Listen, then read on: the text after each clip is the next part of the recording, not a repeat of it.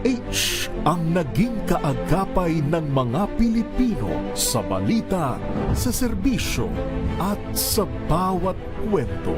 86 na taon ng tiwala at sa mga darating pang taon, mas pinalakas at mas pinagtibay para sa Pilipino.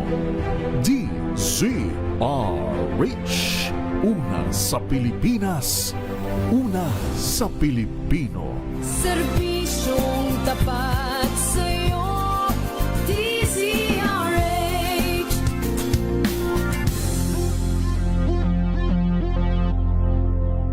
Balang Anthony Taberna at Jerry Baha ang gigising sa inyong umaga dahil lalatay ang humahagupit na diskusyon at komentaryo Lunes hanggang Biyernes sa 2x2.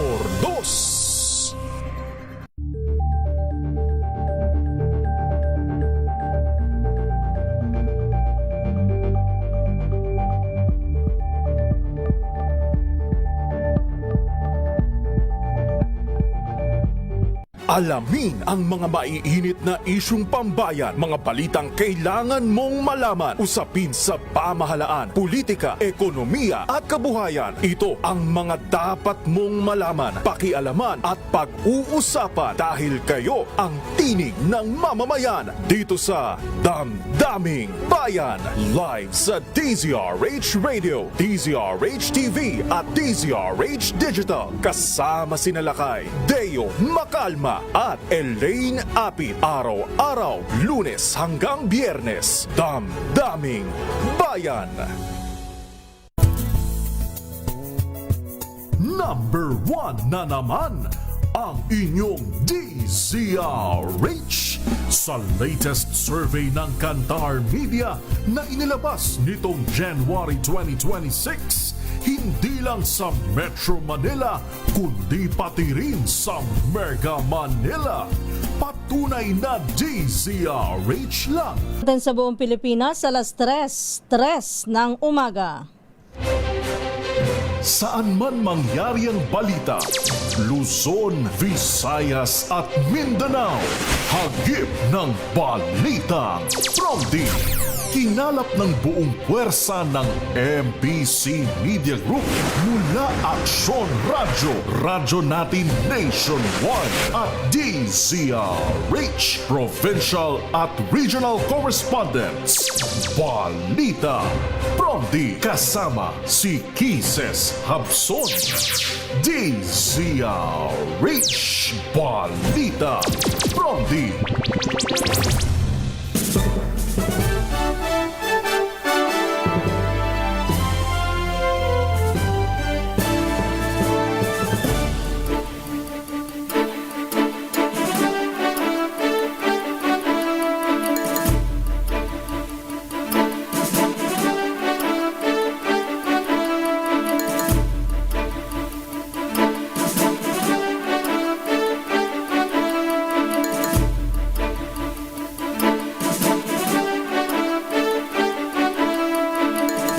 Magandang umaga Luzon, Visayas, Mindanao, Pilipinas. Ito po ang balitang Promdi ngayong araw ng Martes, May 5, 2026. Sa ating headlines, Balitang Promdi. Committee report para ipa-impeach si Vice President Sara Duterte inaprobahan na ng House Justice Panel. Balitang Promdi. Halaga ng diesel at gasolina kasado na ang pagtaas ngayong araw ng Martes. LPG may price hike din.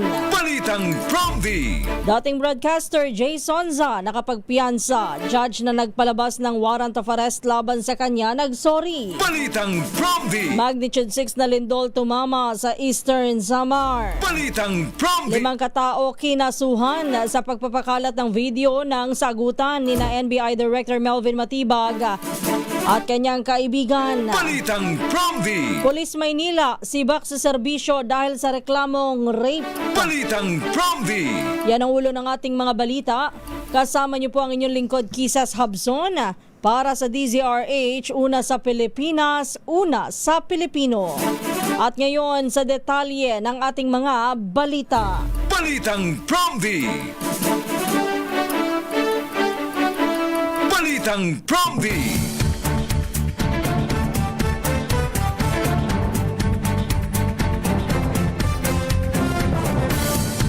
Inaprubahan na ng House Justice Panel ang unanimous vote sa unanimous vote ang committee report na naglalaman ng articles of impeachment laban sa Vice Presidente.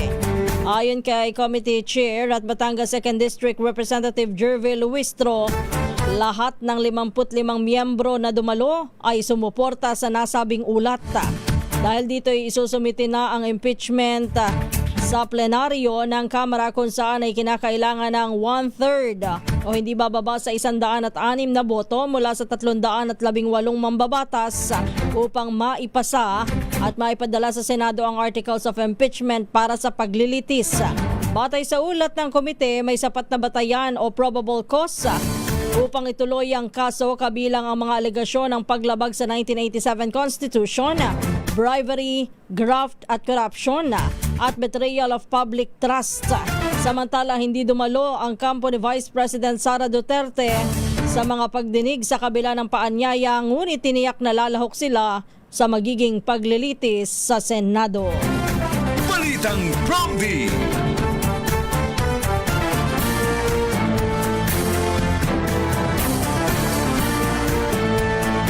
Tiyak na umanong makakakuha ng sapat na boto ang impeachment case laban kay Vice President Sara Duterte sa Kamara. Ayon kay Bicol Saro Party List Representative Terry Redona, kumpiyansa ang House Justice Committee na makukuha ang kinakailangang 106 na boto upang maipasa ang impeachment sa Senado. Dagdag pa ni Redona, inaasahang may impeach ang Vice Presidente sa susunod na linggo matapos na aprobahan sa committee level ang articles of impeachment at isusunod na ang deliberasyon sa plenaryo ngayong linggo. Samantala, sinabi naman ni ML Party List Representative Laila De Lima, kahit isa lamang sa 4 na articles of impeachment ang mapatunayan sa Senado ay sapat na upang mahatulang guilty ang Vice Presidente. Balitang Promdi. Samantala, dumako muna tayo. Balita mula sa probinsya. Unahin natin ang Pangasinan. Lalaking may kasong statutory rape sa Rosales, Pangasinan, sinilbihan ng arrest warrant ng PNP sa BJMP Payatas, Quezon City. Ibalita mo yan, RH38 Freddy Fajardo. Ang pinaghahanap ng PNP Regional Office 1 na wanted person sa bayan ng Rosales, Pangasinan na isang magsasaka na asostong gulang ay natunton na nakapita pala sa BJNP sa Barangay Bagong Silangan, Payatas, Quezon City na may kinakarap na bagong asunto. Sa ulat ni Police Colonel Pinilhonyo, ang Force Commander ng Regional Mobile Force Battalion 1, matagumpay ng silbihan ng kanyang mga tauhan sa pangunguna ni Police Captain Chris Ison Soriano, Acting Company Commander, ng warrant of arrest na pinalabas ng RTC 1st Judicial Region Branch 53 Rosales, Pangasinan na may pitsang June 16, 2025 laban sa suspect na may kinakarap na kasong 2 counts of statutory rape with no bail ban recommended. Mula sa Action Radio Pangasinan, ito si Freddy Fajardo, Arisarte Taguulat para sa DCRH, una sa Pilipinas, una sa Pilipino. Balitang Promdi.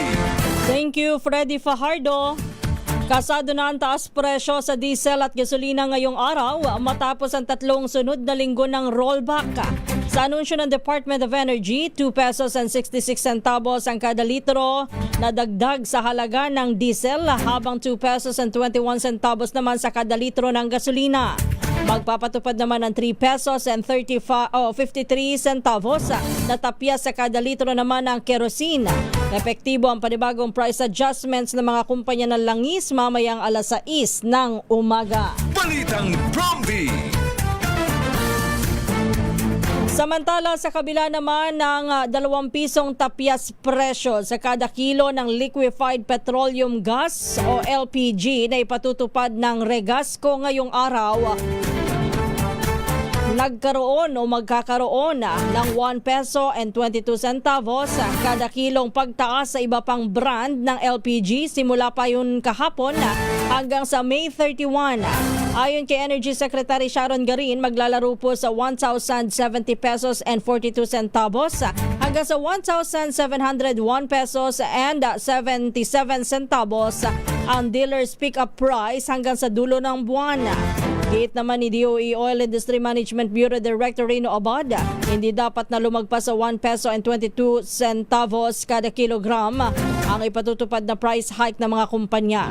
Pero maaarian niya na mas mababang presyo pa o rollback pa ang ipatupad tulad ng Regasco. Patunay ito, anya, ng matatag na LPG supply sa ating bansa sa kabila ng gyera sa gitnang silangan. Balitang Promdi. Samantala, naging matamlay naman ang halaga ng piso sa pag-uumpisa ng trading ngayong linggo. Ayon sa Bankers Association of the Philippines, mula sa 61 pesos and 48 centavos noong April 30, sumadsad ang local currency ng 61 pesos and 56 centavos kada dolyar kahapon. Nagbukas ang kalakalan 61 pesos and 42 centavos, humina sa 61 pesos and 62 centavos at bahagyang nakabawi sa 61 pesos and 32 centavos bago nagsara sa 61 pesos and 56 centavos. Nagumpisang magkumahog daw po ang piso kontra dolyar nang sumiglab ang tensyon sa gitnang silangan. Balitang Promdi. Balita naman tayo mula sa Central Luzon. Standby Dani, 2 tulak ng droga arestado naman sa buy-bust operation sa Limay, Bataan. Ibalita mo yan, go ahead, RH37, Dani Kumilang. 2 individual ang naaresto sa isinagawa buy-bust operation ng Limay Municipal Police Station alas 3 ng hapon sa Barangay Lamao, Limay, Bataan. Sa pangunguna ni Police Major GB Albert Desen, Chief of Police, at sa pakipag-ugnayan sa Bataan Police Provincial Office, nahuli ang mga suspect matapos umanong magbenta ng hinihinalang shabu sa pusher buyer kapalit ng 1,000 markadong pera. Nakumpiska sa operasyon at tinatayang 6.22 gramo ng droga na nagkakalaga ito sa 42,296 pesos, gayon din ang isang cellphone gamit sa transaksyon. Dinala ang mga suspect sa Limay Municipal Police Station para sa dokumentasyon, habang ang mga ebidensya naman ay isinumiti sa Bataan Provincial Forensic Unit para sa pagsusuri alinsunod sa Republic Act 9165. Dani Kumilang, RH37, DCRH, una sa Pilipinas, una sa Pilipino. Balitang Promdi. Maraming salamat, Dani Kumilang. Standby lang, Rex. Nakalabas na mula sa NBI Detention Facility sa Muntinlupa City ang dating broadcaster na si Jay Sonsa kahapon alas 7 ng gabi.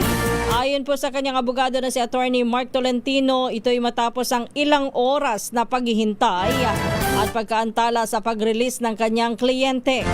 Naglakak ng 10,000 piyansa ang kampo ni Sonsa kahapon po ng umaga, na kinumpirma rin ni NBI Director Attorney Melvin Matibag sa isang press conference. Pero batay po sa update ni Attorney Tolentino sa social media, natagalan ang paglaya ni Sonsa dahil sa hinintay pa ng operatiba ang karagdagang instructions mula sa NBI Head Office. Sa pahayag ni Tolentino, nangyari umano ang delay sa kabila ng pahayag ni Matibag na dapat nang palayain immediately at without delay si Sonsa matapos na lumabas ang order of release mula sa Pasay RTC Branch 118. Matatanda ang naaresto si Sonsa dahil sa kasong paglabag sa Cybercrime Prevention Act of 2012 kaugnay ng umano'y pagpapakalat ng maling impormasyon tungkol sa kalusugan ni Pangulong Ferdinand Marcos Jr. Balitang Promdi.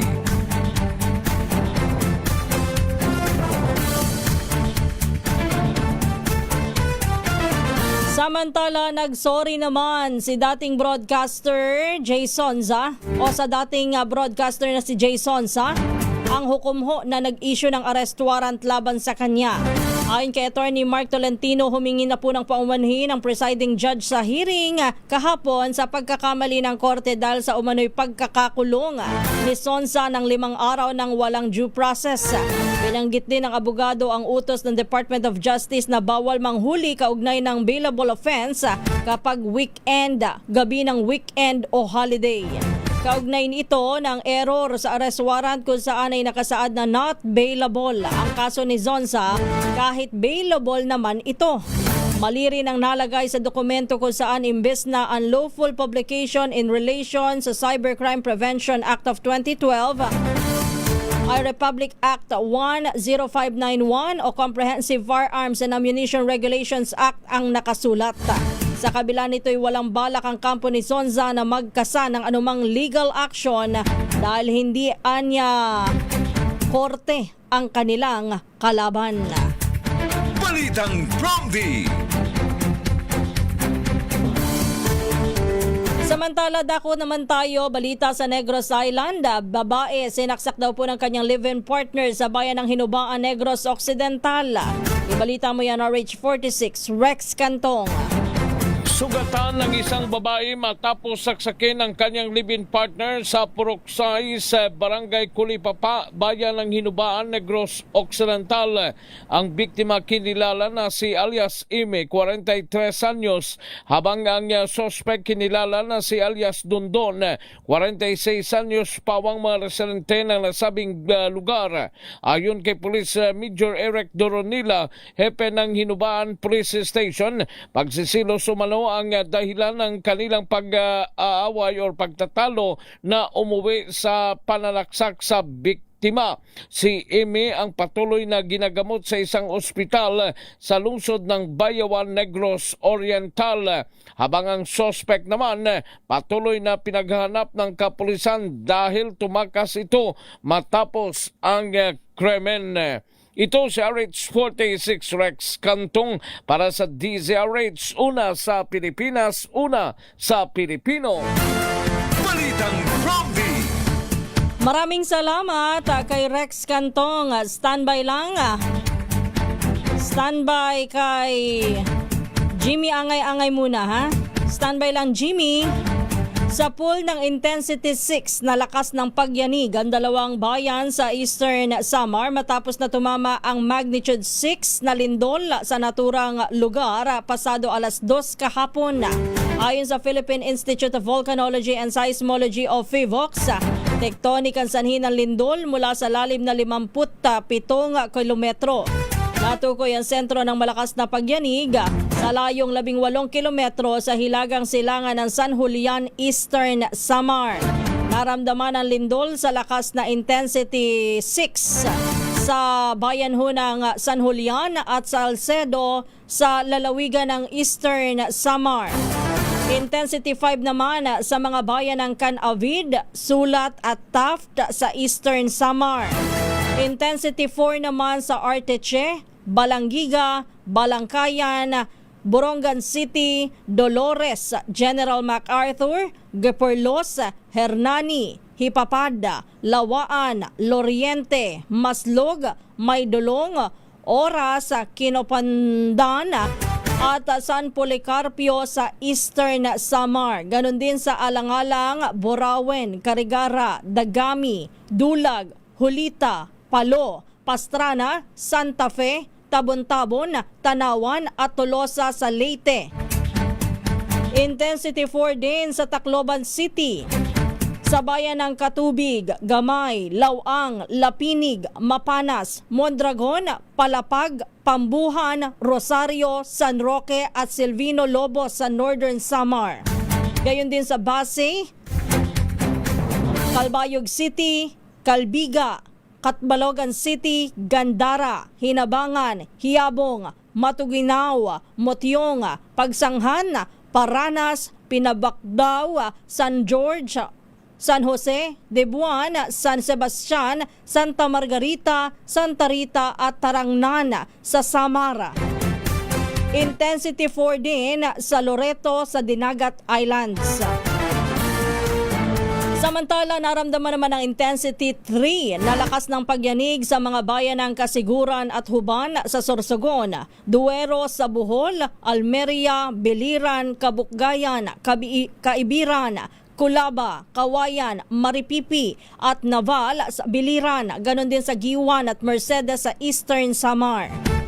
Intensity 3 din sa Abuyog, Albuera, Babatngon, Barugo, Bato City, o Bato, City of Baybay, Kalubian, Kapuokan, Hilongos, Hindang, Inopakan, Isabel, Haro, Javier, Cananga, La Paz, Leyte, MacArthur, Mahaplag, Matag-Ob, Matalom, Mayorga, Merida, Palumpon, San Isidro, San Miguel, Tabango, Tunga at sa Villaba sa Leyte. Intensity 3 din sa Ormoc City, Allen, Biri, Bobon, Capul, Catarman, Las Navas, Lavezares, Lope de Vega, San Antonio, San Isidro, San Jose, San Vicente at sa Victoria sa Northern Samar. Ganon din sa Almagro, Daram, Marabut, Santo Niño, Tagapulaan, Talalora, Villarreal at Sumaraga sa Samar. Signal intensity 3 din sa Anahawan, Bontok, Hinanungan, Hinduriangan, Libagon, Liloan, Maasin City, Macrohon, Matlibog, Padre Burgos, Pintuyan, St. Bernard, San Francisco, San Juan, Ricardo, Silago, Sogod at Thomas Opus sa Southern Leyte at sa Basilisa, Cagdianaw, Libho, San Jose at Tubahon sa Dinagat Islands. Intensity 2 naman sa Butuan, Kataingan, Dimasalang, Esperanza, Masbate City, Milagros, Mobo, Monreal, Palanas, POV Corpus, Placer, San Fernando, San Jacinto at sa Uson sa lalawigan ng Masbate, gayon din sa Argao, Balambana, City of Carcar, Katmon, Consolacion, City of Naga, Pilar, Poro, City of Talisay, City of Toledo at sa Tudela sa Cebu. Gayon din sa Cebu City at sa City of Mandaue, Limasawa, Southern Leyte, ganon din sa Tandag City sa Surigao del Sur. Intensity 1 naman sa Aluginsan, Asturias, Barili, City of Bogo, Borbon, Danau City, Sogod at sa Tuburan sa Cebu at sa Lapu-Lapu City. Nananatili naman ang babala ng PHIVOLCS sa posibleng aftershocks at damage epekto po ng magnitude 6 na lindol. Balitang Promdi.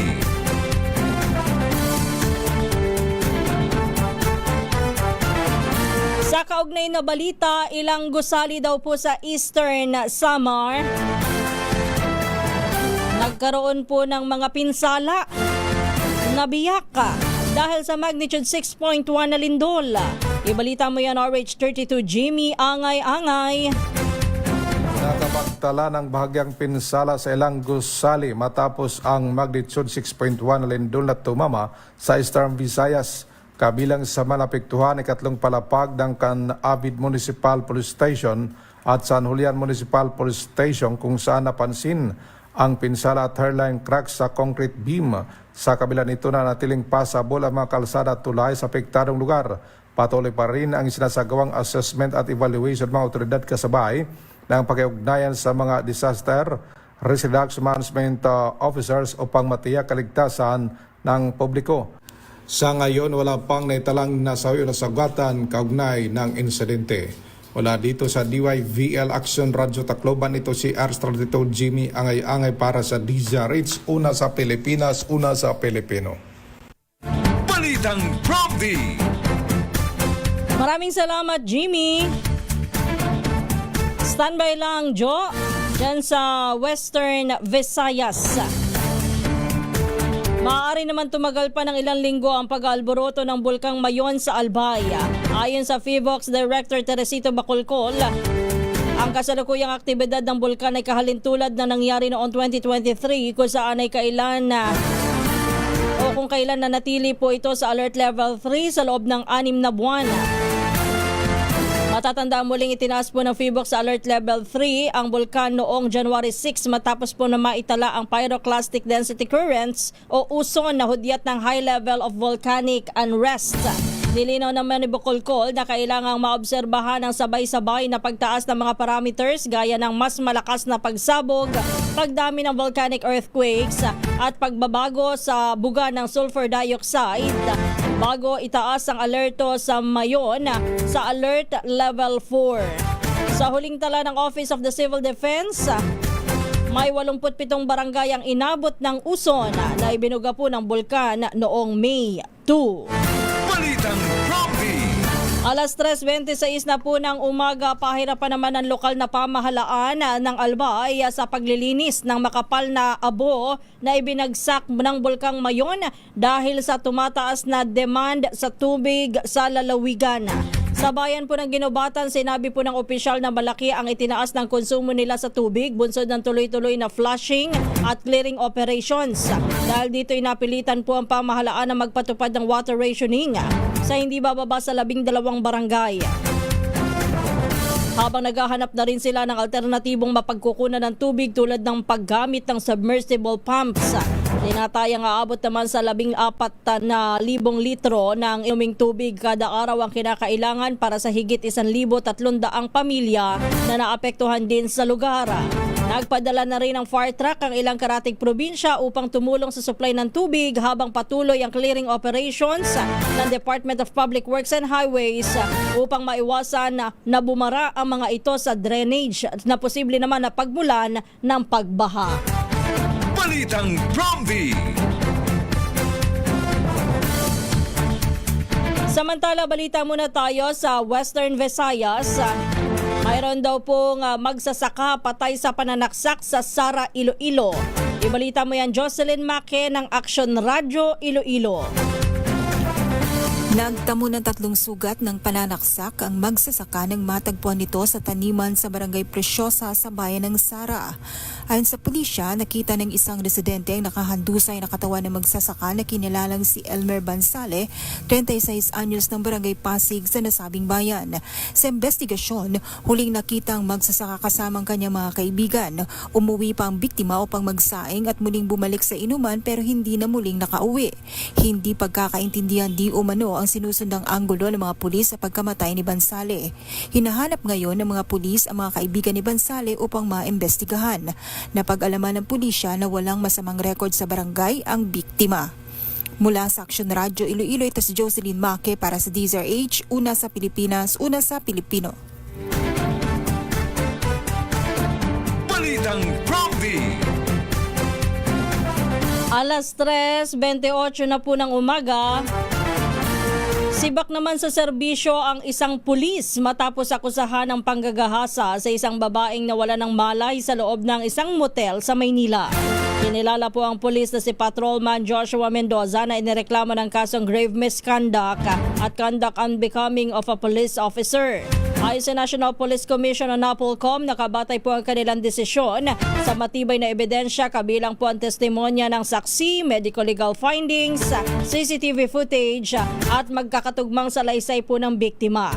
Git ni NAPOLCOM Commissioner Rafael Calinisan na walang puwang sa hanay ng pulisya ang ganitong uri ng karahasan at paglabag sa tiwala ng publiko. Batay po sa reklamo ng biktima, nangyari ang insidente matapos umano siyang makipag-inuman sa naturang pulis at sa kaibigan nito hanggang sa mawalan ng malay at magising na lamang sa motel habang siya'y minomolestya. Balitang Prompty. Alas 3:29 na po ng umaga. Nakaharap naman sa reklamong paglabag sa Data Privacy Act of 2012 ang 5 katao na umano'y nagpakalat ng lumang video ni NBI Director Melvin Matibag at ng kanyang kaibigan na si Mel Sabio. Sa press briefing na NBI sa Pasay City, sinabi ni Sabio na siya ang naghain ng reklamo matapos kumalat sa social media ang kanilang mainitang pagtatalo. Inamin ni Sabio na siya ang nag-record ng naturang usapan ngunit nilinaw na ito ay para lamang sa kanyang personal na seguridad at hindi para ipakalat. Ayon pa sa kanya, ibinahagi lamang niya ang video sa iisang kaibigan at wala siyang pahintulot sa publication nito. Lalo't maayos na anya ang kanilang relasyon ni Matibag. Naniniwala naman ang NBI chief na posibleng politika ang motibo sa paglabas ng naturang video lalo't ilang taon na ang lumipas bago pa ito kumalat. Balitang Prompty. Alas 3:30 na po ng umaga, balikan natin mga balita mula sa probinsya. Puntahan naman natin balita mula sa Northern Samar. Wanted sa regional level na miyembro ng notorious criminal gang sa Samar. Naaresto daw po sa Calbayog sa kasong pagpatay at kidnapping. Ibalita mo yan, RH34 Jane Galit Bantayan. Matapos ang mahabang panahon na pagtatago sa batas, naaresto na ng pulis sa Calbayog City ang isang wanted na miyembro ng isang notorious na criminal gang sa Samar sa isang joint enforcement operation ng Calbayog City Police. Sa record ng PNP Calbayog, itinuturing itong top 7 most wanted person regional level at nadakip ito sa barangay Nihaga, Calbayog City. Ayon sa PNP, ang wanted ay kilala sa kanyang alias na si Inyong, residente ng barangay Salvacion ng naturang lugar, listado bilang miyembro ng Wahingon Criminal Gang. Sa bisa naman ng warrant of arrest mula Regional Trial Court, Judicial Region Calbayog City sa Samar, inaresto ang nasabing wanted dahil sa kasong murder at kidnapping. Sa kasong pagpatay ayon sa PNP Calbayog, taong 2014 pa ang warrant nito at 15 years itong nagtago. Taong 2020, mula itong kinasuhan ng kidnapping at serious illegal detention ng RTC Branch 32. Ang dalawang kaso ay parehong walang piyansa. Dinala ang nasabing wanted sa Calbayog City Police Station para sa tamang disposisyon at muli itong ihaharap sa korte. Muling binigyang halaga ng PNP ang mahalagang papel ng komunidad sa pamamagitan ng pagbibigay ng mga impormasyon. Mula sa Aksyon Radyo Katarman, RH34 Jane Galit Bantayan ng DZRH. Una sa Pilipinas, una sa Pilipino. Balitang Bromby! Alas 3:32 na po ng umaga, binuweltahan naman ni PNP Chief General Jose Melencio Nartates Jr. ang mga alegasyong may problema sa kaayusan sa mga lansangan sa bansa.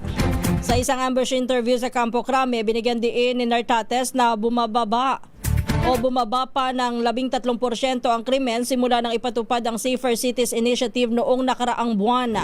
Partikular na tinukoy ng PNP ay ang viral na pagdumog ng ilang kabataan sa isang pampasaherong jeepney sa Las Piñas City, bagay na umani ng iba't ibang reaksyon sa social media. Isa sa mga pumuna rito ay si dating PNP Chief at ngayon ay MMDA General Manager Nicolas Torre III na nanawagan ng accountability upang maramdaman ng publiko ang basic safety. Pero nilinaw naman po ng PNP na walang nangyaring krimen sa naturang video at sa halip ay insidente lamang ng pananaboy ng driver sa mga kabataang gustong sumabit sa jeep. Balitang Bromby! Sa kaugnay pa ring balita, nanawagan naman si Dr. Jose Antonio Goycha na pairali ng katotohanan at tamang konteksto sa paghuhusga sa kalagayan at ng kapayapaan at kaayusan sa ating bansa. Kasunod ito ng naging komento ni dating PNP Chief General at ngayon MMDA General Manager Nicolas Torre III matapos ipakita ang isang video o kumalat ang isang video ng isang insidente sa jeep sa Las Piñas City kung saan ay makikitang may ilang menor de edad na nanggugulo sa mga pasahero ng anyay halimbawa ng paghina ng seguridad. Ayon kay Dr. Goycha, bagamat may punto ang pananagutan na hindi dapat na ibatay ang pangkalahatang estado ng kaayusan at kapayapaan sa ating bansa sa iisang pangyayari lamang. Iginiit niya na agad namang tinugunan ng Philippine National Police ang naturang insidente sa ilalim ng pamumuno ni PNP Chief General Jose Melencio Nartates Jr. kung saan ay natukoy ang mga sangkot at ipinasa sa kaukulang otoridad. Batay sa paunang ulat, wala namang nasaktan at nagpapatuloy pa rin ang investigasyon ng PNP kaugnay nito. Dagdag pa ni Goycha, ang tunay na sukatan ng kaayusan ay hindi ang kawalan ng insidente kundi ang husay ng pagtugon ng mga otoridad. Binigyan din niya na mahalaga ang kritisismo sa demokrasya ngunit dapat ito'y may sapat na batayan upang maiwasan ang pagkalito at magkaroon ng takot ang publiko. Si Dr. Jose Antonio Goycha ay Chairman Emeritus ng Alyansang Bantay sa Kapayapaan at Demokrasya o ABKD, People's Alliance for Democracy and Reforms o PADER, Liga Independencia Pilipinas o LIPI at Filipinos Do Not Yield Movement o FDNY. Balitang Bromby! Samantala, oras natin alas 3:35 na po ng umaga. Pinatikos naman ni public health expert Dr. Tony Liacho ng kumakalat na promotional video na naglalarawan kay Health Secretary Ted Herbosa bilang posibleng senador na maihahalin tulad kay yumaong Senador Juan Flavier. Hindi anya kapanipaniwala ang naturang comparison dahil si Flavier ay isang doktor na kinilala bilang servant leader dahil sa kanyang kababaang loob, inobasyon at malasakit. Habang si Herbosa naman anya, para kay Dr. Liachon, ay isang politician in disguise at malayo ang pagitan ng dalawa pagdating sa pagpapahalaga at pamumuno. Bukod dito ay binanggit din ng health expert ang ilang kontrobersiya na kinasasangkutan umano ni Herbosa, kabilang ang kaso niya sa ombudsman. Kabilang po dito ang alegasyon ng ghost hospitals, milyong pisong halaga ng expired na gamot at mga programang nagpapahinaan niya sa PhilHealth at Universal Healthcare System. Balitang Bromby! Alas 3:36 ng umaga, sa pagpapatuloy pa rin ng ating mga balita, naglabas na daw po ng show cause order ang Land Transportation Franchising and Regulatory Board laban sa 21 transport network companies o TNCs dahil sa lampas na bilang ng fuel subsidy beneficiaries sa ride-hailing sectors.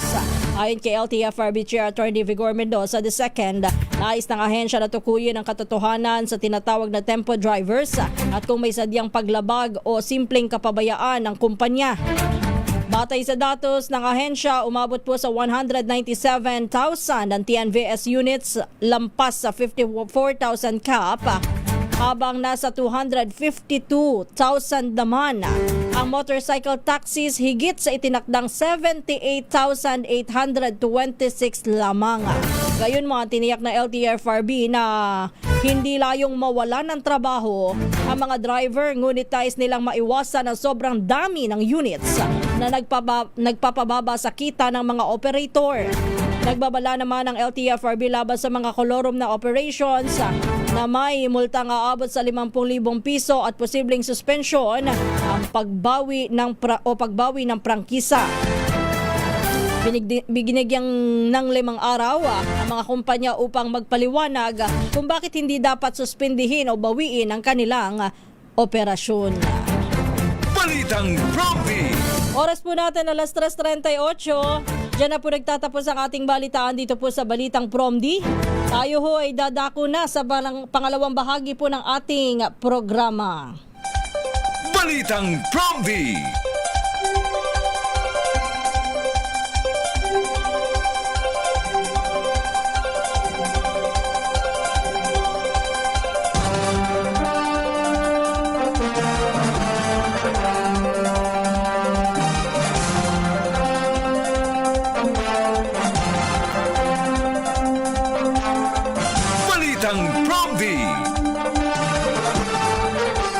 Muli isang magandang umaga po ang ating pagbati sa lahat ng mga nakikinig, nanonood at nakatutok ngayon sa ating programa. Ito po ang Balitang Promdi at nakakasama niyo po ngayon ang inyong lingkod, Kisses Habson. Kumusta na po yung ating mga kababayan sa Bicol Region, lalong-lalo na sa Albay. Partikular po dyan sa may Ginubatan, Albay. Doon sa ating mga kababayan din ho sa Eastern Samar na tinamaan po ng malakas na pagyaniga kahapon. Sana po'y nasa mabuti kayong kalagayan lalo pa. At batay po sa report ng ating mga kasamahan dyan sa Eastern Samar ay meron pong mga kabahayan na nawasak. May mga gusali daw po nasira dahil daw po doon sa malakas na pagyanig. Imagine nyo po kanina sabi nga ni Virgilio Sakdalan, good morning sa iyo Virgilio Sakdalan, ang dami ng lugar na nakaramdam po ng malakas na pag-uga kahapon. Sabi niya ay para ka nang nagbasa ng Philippine Geography doon sa mga binanggit mong mga lugar kanina sa dami.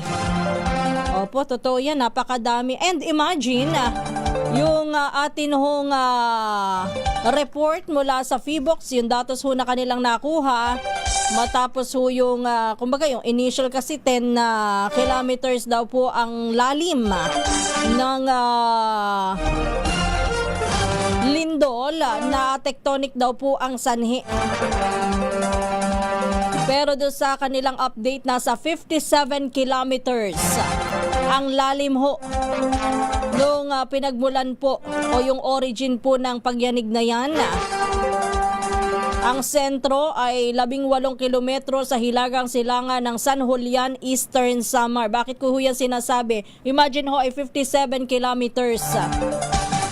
Pero ang daming mga lugar ang tinamaan at umabot po sa intensity 6 ang lakas po ng pag-uga ng lupa. Iniisip ko nga kanina habang binabasa ko itong balitang ito, what more kapag kung yan ay nangyari ng 10 kilometro lamang ang lalim? Baka ho mas ramdam at mas malakas ang pagyanig at mas maraming lugar ang nakaramdam ho, ano? Kasi ganun ho yan pagdating sa kung yan ho ay mas mababaw, ika nga, ang pinagmulan ay mas malakas ho't mas mararamdaman. Efren Lorenzo, isang magandang umaga. Sana po ay ligtas ang ating mga kababayan sa Bicol, ganun din po sa Visayas. Oo nga, yan ang ating ipagdasal ngayon. Biruin nyo naman ho, ano? Talagang kailangan po natin ng panalangin, hindi lang man po sa buong mundo, sa buong Pilipinas, kundi most especially doon sa kanila. Sa hirap po ng buhay ngayon, lagi ko yung binabanggit sa inyo, talagang ramdam ho natin ang hirap ng buhay.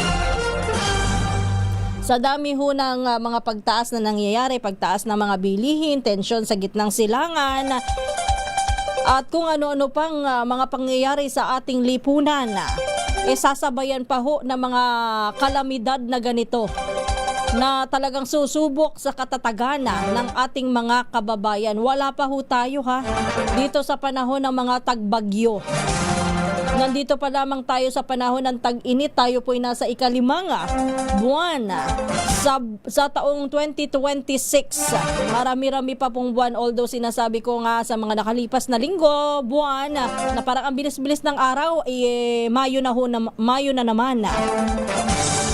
Pero just the same, marami pa po ang mga pahina ng kalendaryo na ating pipilasin bago po natin marating ang katapusan ng 2027. So ibig ko sabihin, ang dami pa po nating susuungin ngayong 2026. Ipanalangin po natin ang katatagan ng bawat isa, both physical and mental. Lalo na ho sa ating mga kababayan na nahihirapan talaga na harapin kung ano man yung mga pagsubok na nangyayari po sa atin ngayon. Kung minsan ho, may mga kababayan tayo both sa sa mayayaman, sa mga mahihirap. Minsan yung mga mahihirap mas matatatag. Kaya nila yan. Maliwala, padadaanin lang nila kapag ka problema. Pagdating sa gutom, kung minsan sinasabi nila, kaya na yan. Idadaan na lang sa tulog, sa tawa. Pero just the same, syempre, deep inside, minsan ang kagutuman ay nakakaburyong din, Lagi ho natin ipagdasal ang bawat isa, tsaka tigilan na po muna natin yung mga pagtatalo sa issue ng politika. Hayaan na po natin sa pamahalaan yan. Wala naman ho tayong magagawa dyan kung talo tayo sa social media, di ba? Instead, patatagin natin ang bawat isa. Sa bandang huli naman po, ang mga Pilipino dapat talaga nagdadamayan. Kung ano man yung pinaghahatian, pagdating dyan sa taas, sa ating pamahalaan, opo, kahit papano, dapat aware tayo dyan. Ano bang magagawa natin dyan sa susunod na halalan? Kasi tapos na ang halalan alamin natin, maging wise na talaga tayo at huwag tayong magpapadala sa mga pambobola. Ika nga,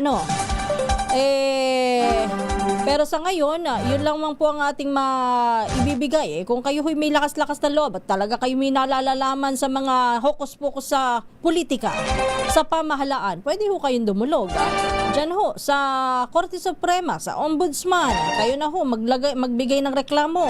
Lalo na kung kayo na may ebidensya.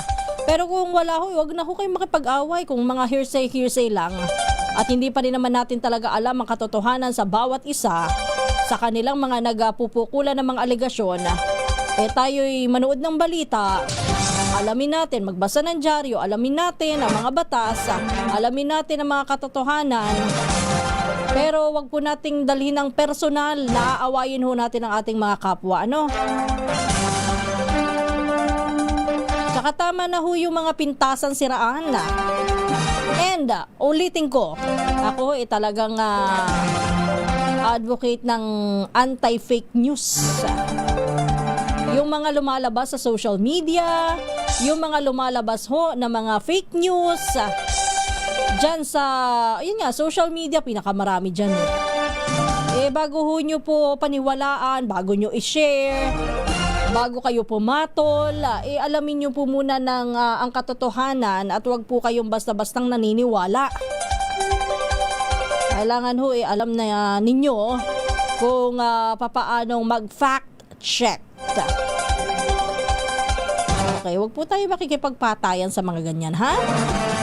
At wag ho tayong makikipagmurahan sa ating mga kapwa na wala din na nakikibalita lang din naman talaga yung iba, ha? Dito tayo tumutok kung paano tayo makakatulong sa iba.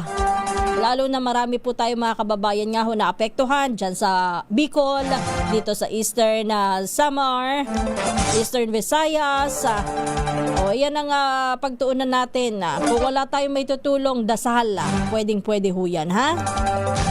Doon sa ating mga kababayan, baka sakaling may nakikinig ng radyo, nakakapag-chat, nakakapag-text sa mga oras na ito, pwede nyo rin pong ibigay sa amin ang inyong sitwasyon na ngayon, lalo na at dyan sa Eastern Visayas, ang alam ho natin, ang sabi ho ng PHIVOLCS, ay posible pong maramdaman ang mga aftershock. So, sa mga oras na ito po ba, kayo ho'y may mga nararamdaman pa yung mga pagyanig na hindi kayo patutulugin? Pwede nyo pong ibahagi po yan sa amin, ha?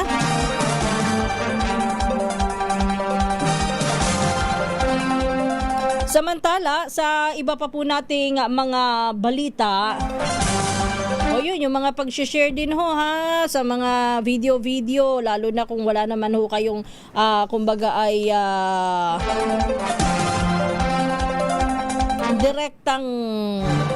hindi ho kayo direktang kasali dyan sa mga ganyan. Huwag nyo na hong i-share, baka ho kayo madamay, kagaya na lamang yung nangyari, no? Bagamat itong video na to, ito toong nangyari. Yung sa NBI, yung away po ng pagtatalo po ng NBI Director Melvin Matibag at saka ng kanyang kaibigan, wag na ho tayo makishare-share pa. Kasi wala naman ho tayo mapapala tungkol dyan. Ayan, may nakasuhan tuloy at may nasampulan. Anyway, doon sa mga pagbati po natin, Dominic Hasim, isang magandang umaga. Sabi niya, let's just pray for one another and let God handle the work. Tama po yan. Maraming salamat. Ayan, at ganun din, West Triangle. Good morning sa iyo, ha? Mr. Dominic Hasim.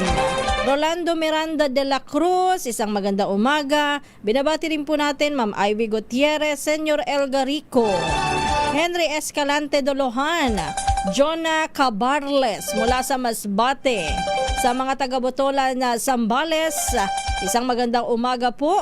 Hanzala Bangkola Tarambisa, Rodrigo Marbebe. Nabanggit ko na ba si Rodrigo Marbebe? Good morning po sa inyo. Roser Aguilar, isang magandang umaga po. Nelson Baria, wala sa Bakakay Albay. Uy, kumusta na po kayo dyan, sir? Kayo ho ba'y matindi rin ang dami ng abo na ibinagsak dyan sa inyong lugar? Sabi nga po ng PHIVOLCS at payo rin po ng DPWH, doon sa mga lugar na binagsakan po ng abo, yung mga kaya nyo hong linisin, kayang palisin, kayang ipunin at ilagay sa isang tabi na hindi makakaabala po sa inyo yung mga abo, ayusin nyo na daw ho yan bago pa dumating ang tagulan at baka yan po'y mabuo. Kapag po yan nabuo, minsan ho yan naninigas na para bang semento. At yan po ay po pwedeng pagmula na ng mas matindi pang pagbaha. Nieves Alva Esplana, good morning. Bakit ko nga po pala yan sinasabi? Dalawang dalawang low pressure area ang ating binabantayan daw ho. At parehong nasa labas pa ng Philippine Area of Responsibility. Yung isa ay papasok, bagamat hindi magiging bagyo this week. Habang yung isa naman daw po ay possible sa Sabado o sa weekend papasok at posible na maging isang bagyo. Okay? So ano bang ina-expect natin dyan? Di magkakaroon ng mga pag-ulan. Nieves Alba mula sa Tayuman, San Francisco, Quezon. Good morning at sa inyong pamilya po sa Esplana family. Magandang umaga. Helen Dagil sa Maniego, Tessie Pendon. Ganon din kay Reynaldo Rodriguez sa mga taga Santa Maria, Laguna. Magandang umaga sa mga taga Novaliches, Congress Village, Barangay 173. Carlito Moran, Bini. Bakit may Bini? Talaga ba apelido mo may Bini? Idol, fan ka ng Bini. Takurong City, Sultan Kudarat sa mga kababayan dyan. Good morning, Lando Abaw. Maganda umaga po kay Ted Nevilla sa Brooks Point, Palawan. Lloyda Ibanez, Sacramento ng Santa Rosa, Laguna. At ganoon din po, pagbati, isang maganda umaga, Raul Leido mula sa Mansalay, Oriental, Mindoro. Oy, kabayan, kumusta ka na dyan, ha? Lakas ba ng ulan dyan? Yung ulan po sana, wag mag-cause ng pagbaha. Okay lang na umulan sa sobrang init ngayon. Maganda-ganda po yan ng kaunti para kahit papaano ay madagdagan na yung ating mga dam. Wag lang pong magkukos ng pagbaha, ha? Benji Shonko mula sa Sampaloc, Maynila. Ganon din kay Sheroke, kay Danny Muyot. Maganda umaga kay Sammy Salcedo ng Pangasinan dyan sa bayan ng Mangaldan. Kay Albino Trinio, good morning. Kay Emma Flores, maganda umaga. Jose Magallanes Licaros, Manuelita Espartines Donoso, Sam Nana, Blestoli Banggit. Marami pong salamat. Ay talaga, nagla-lunch ka ngayon, Samnan. Maraming salamat and happy lunch sa'yo. Naway mabusog ka at masarapan sa kinakain mo kung ano man yan. Ivy Gutierrez, Mauro, June, Aspiliaga, isang magandang umaga po sa inyo. At ganun din po doon sa mga nasa YouTube. Kay Bentong, isang magandang umaga rin po. Nestor Felipe, happy watching mula sa Cagayan Valley. Ganun din po pagbati natin kay Paul, Edward Panganiban, Ronald Aban. Binabati rin po natin Course Navarro Galindez, kay Megalito Marcela. Maraming salamat kung doon sa iyo mga pinapadalang emoji, ha? Bentong, good morning muli sa iyo. Milo Morteso, binabati daw niya ang kanyang asawa si Mila. Ganda naman ang pangalan, si Milo ba to? Milo? Milo, tapos ang kanyang misis si Mila from North Caloocan. Ronald Aban. Maganda umaga, Susana Derain mula sa Vancouver, Canada. Bentong, maganda umaga sa ating mga kababayan dyan sa Bakakay. At ganoon din po ang pagbati natin kay Filemon Mamuwad. Good morning sa iyo, Sir Filemon Mamuwad. Kay Alberto Perez ng Baclaran, Paranaque.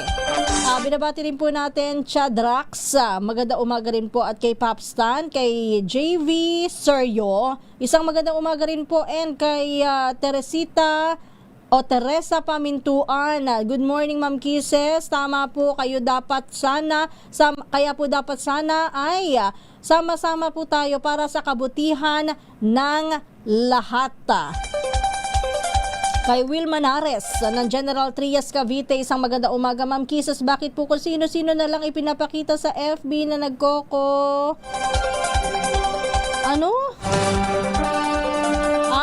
nagko-comment sa politika. Kaya nga ho, actually, marami ho yan. Wala na ho tayong magagawa, wala ho tayong control dyan. Lalo na kung marami po ang nag-share at nagpo-post. Talaga pong lalabas yung mga komentaryo ng mga yan. Anyway, dito sa Pilipinas, meron po tayong kalayaan para sa ganyan na magpahayag po ng ating mga saloobin. Pero nakadepende po yan sa inyo. At ang importante po, walang masama magpahayag po ng inyong saloobin at paniniwala, basta't huwag po tayong makikipag-away. At laging tatandaan na kapag po tayo ay naglabas ng kung ano man ang ating ihahayag sa social media, siguruhin na wala po tayong masasagasaan. At kung may masagasaan saan man, siguruhin po na totoo ang inyong sinasabi at hindi po kayo mapupunta o malalagay sa alanganin o makakasuhan ng libel o cyber libel. Okay? Hayaan na lang natin yung hindi naman sa ganun. Hayaan natin maleta na ninakaw, makalimutan din natin yan. Sabi ni Johnny Gabor. Hindi sa ganun, Johnny Gabor. Ang sinasabi ko lamang, matuto tayo. So anong gagawin mo ngayon dyan sa mali-maleta? Di pumunta ka dito sa Pilipinas at magsampa ka ng kaso. Ganun na. So pwede yun kung kaya mo eh. Kung hindi naman, at tayo ho ay meron pong kakayahan na bumoto sa mga susunod, pumili ho tayo ng tama. Para po sa susunod, wala na tayong galit na ganyan. Diba? Jose Elmer Ramirez. Yon, maganda umaga mula sa Kalamba. Sa mga hindi ko po mababati, nako, pasensya na po. Pero oras na po para tayo ho ay magpaalam na.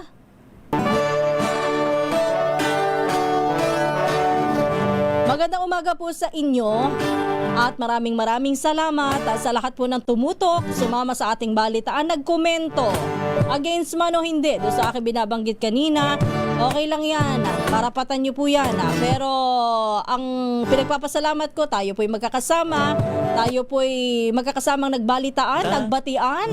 At ganun din po ay nagpahayag na ating mga saloobin through this program. Maraming salamat po. Ito po ang inyong lingkod, Kisas Habson. Ito po ang Balitang Promdi. Susunod na si Kong Angel Palmones at ang Magandang Umaga Pilipinas. Oras po natin. 4 na minuto bago umaga, alas 4. Good morning and happy Tuesday.